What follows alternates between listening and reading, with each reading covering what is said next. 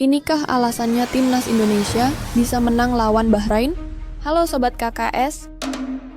Kali ini, kita harus berbicara tentang sesuatu yang sedang ramai diperbincangkan oleh seluruh fans sepak bola Indonesia.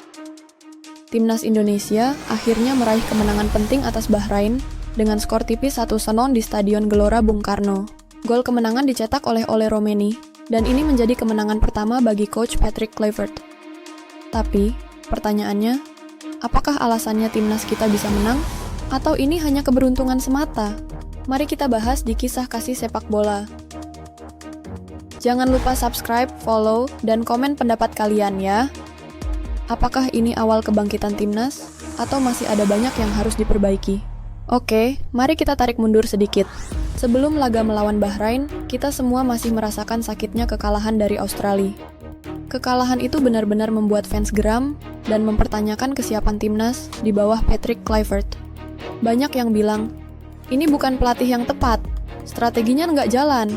Bahkan, ada yang mulai ragu apakah naturalisasi benar-benar membawa dampak besar. Tapi di pertandingan ini, kita melihat sesuatu yang berbeda. Kluivert sepertinya sudah belajar dari kesalahan sebelumnya dan melakukan perombakan strategi. Garis pertahanan lebih solid, lini tengah lebih kreatif, dan kita bisa lihat bagaimana para pemain beradaptasi dengan baik. Salah satu faktor kemenangan ini adalah ketajaman Ole Roemeny.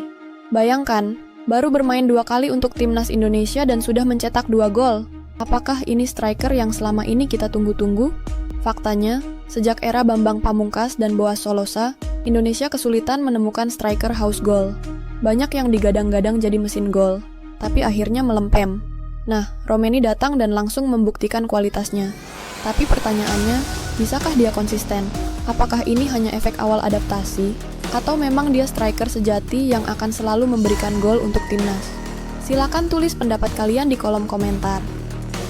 Kalau sebelumnya banyak yang mempertanyakan kedalaman lini tengah kita, kali ini ada satu nama yang mulai mencuri perhatian, Joey Pelupessy.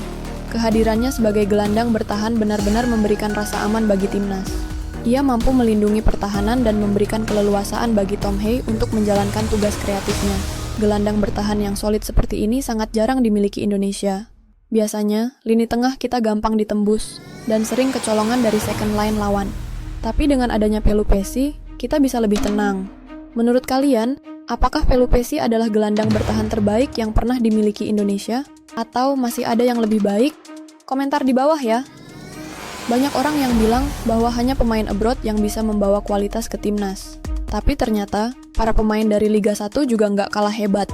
Kita lihat bagaimana Rizky Ridho tampil solid di lini belakang. Ricky Kambuaya juga membuktikan bahwa dia bisa bersaing dengan pemain-pemain yang bermain di Eropa.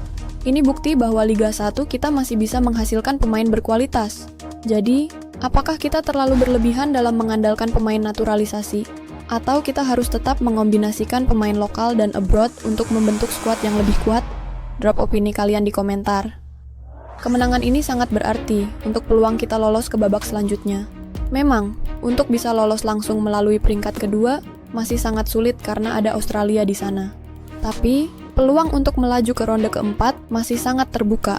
Tim ini masih dalam tahap pembangunan. Tapi kemenangan melawan Bahrain memberi harapan besar bagi kita semua.